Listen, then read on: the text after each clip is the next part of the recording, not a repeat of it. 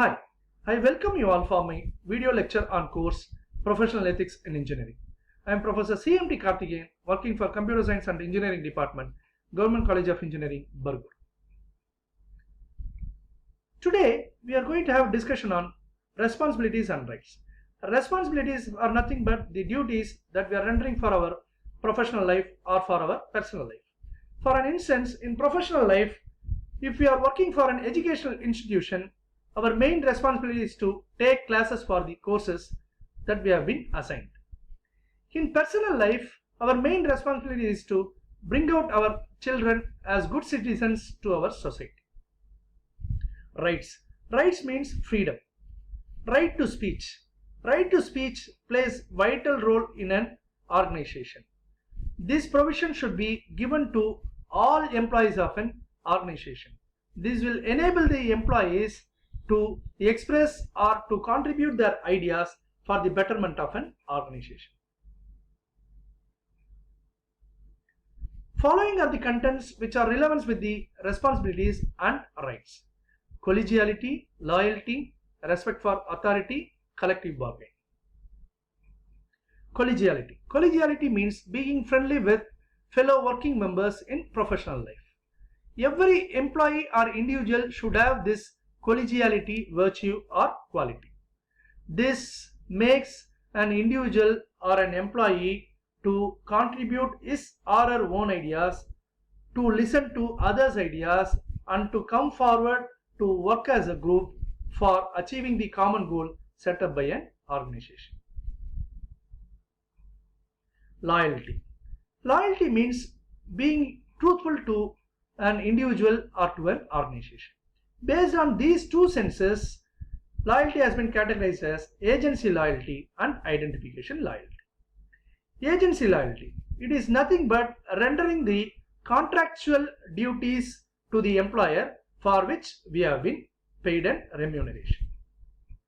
Next one is identification loyalty. It is concerned with attitudes, emotions, and a sense of personal identity. We should see loyalty as a virtue rather than seeing as an obligation. That is, we should have loyalty as our inherent quality rather than performing the loyalty as a duty. Relationship between professional responsibility and loyalty. When the conflict comes between professional responsibility and loyalty, we should always give priority or preference to the professional responsibility. For an instance, a company where you are working for is facing a danger that may affect the lives of the people in and around your organization. In this situation, rather than being loyal to your organization, you should perform an professional responsibility by spreading this news to the public living in and around your organization.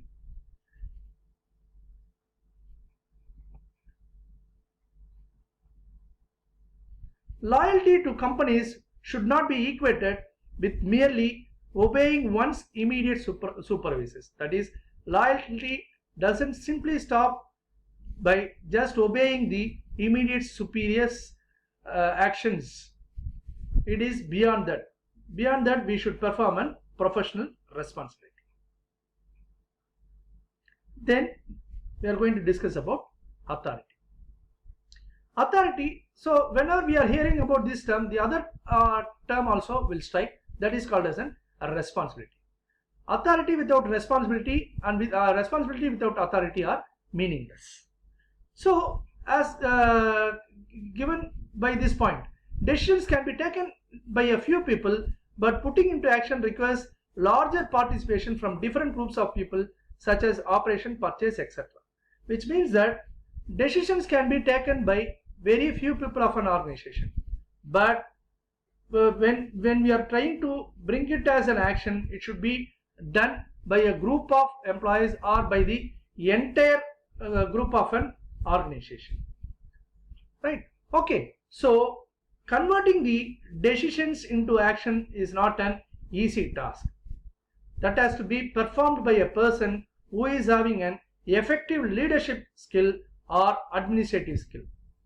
they can only play an authoritative role to drag the work from their subordinates towards achieving the goals of their organization. Clear lines of authority provide a means for identifying areas of personal responsibility and accountability. For example, if you have been assigned a job, we should be accountable for the job for which we should be accountable for the job, which means that we should complete the task successfully, or otherwise if anything occurs, if anything wrong means, we should be held responsible for that wrong happening. So there are two forms of authority. One is an institutional authority, the other one is called as an expert authority. Institutional authority, as the name implies, it is more concerned with the institution or organization. So as I have already told you that the institutional authority cannot be performed by an ineffectual persons. It can be performed only by an efficient persons, those who are having an leadership or good administrative skills. That is, they can only exercise the powers to their subordinates and by dragging the work from them towards achieving the mission and vision of an organization. In company's perspective, project managers have institutional duty to make sure that projects are completed successfully. Expert authority. Expert means a person who is specialized in a specific field. For an instance, if a particular educational institution is performing low in research areas, then what that particular institution can do? That educational institution can hire an expert in a research field, and the educational institution can take the advantage of an expert to perform the institution in an advanced manner. So expert means it can be identified by the term called as advisor, experts and consultants. So these expert authorities won't be performing for the long duration. He or she may be performing for some shorter duration or based on the need of a particular organization.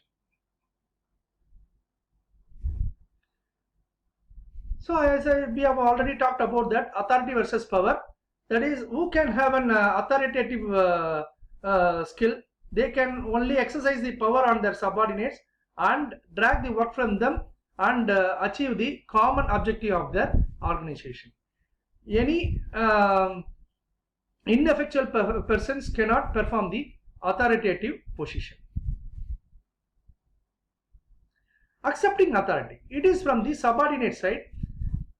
A subordinate is one who should be ready to accept the job from their superior without thinking about what kind of job it is, how the job could be, whether the job could be a difficult one.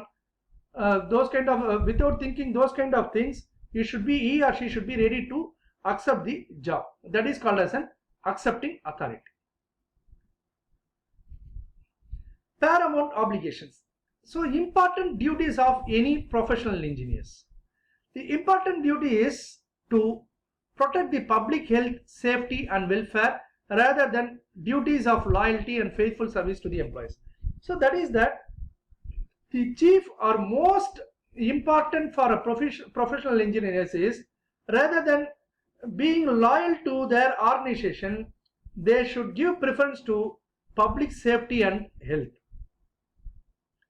Whenever the obligation to employer and public comes into a conflict, the professional engineer should give preference to obligations to public health. So engineers must weigh their obligations to the public, their employers, their colleagues and others. When conflicts come among these components, engineers should always give or should interest on public health and safety. Collective bargaining. Collective bargaining is nothing but the bargain done by the trade unions for the economic interests of the employees. This is done for the benefit of the employees who are working for an organization or company. Why this collective bargaining is coming into a picture? For an instance, if employees have been underpaid for longer time, or they have not been provided safety working conditions, then trade unions will come into a picture and they will talk with the employers and convince them so that the employees can be benefited in terms of safety working condition and as well as in remuneration. The collective bargaining starts with negotiation. If doesn't go in favor of employees, then trade unions will declare a strike. It gives a difficult situation for both employers and employees. There exists always conflicting views between the professionalism and unionism. Critics, union critics. So this is the critics points of view about the union. Unions are always encouraging the oppositional approach rather than cooperative and decision making approach with employers, which means that they are always in the oppositional mode while they are going for collective bargaining rather than cooperative mode with the employers. They also remove person to person negotiation between employers and employees. And unions encourage unrest and strained relationships between workers and management. These are all the few points of view from the critics side. Union supporters, what they are telling about that means, unions have been the primary factor in creating healthy salaries and the high standard of living enjoyed by today's workers. Yes, it is obviously true.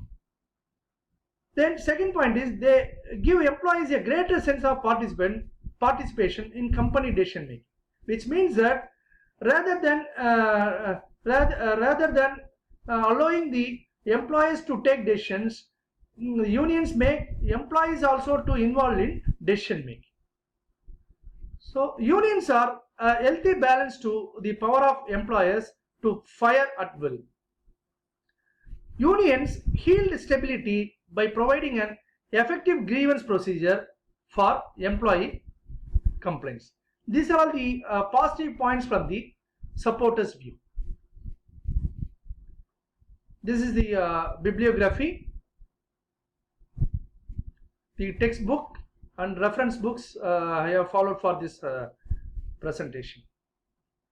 Thank you for your patient listening.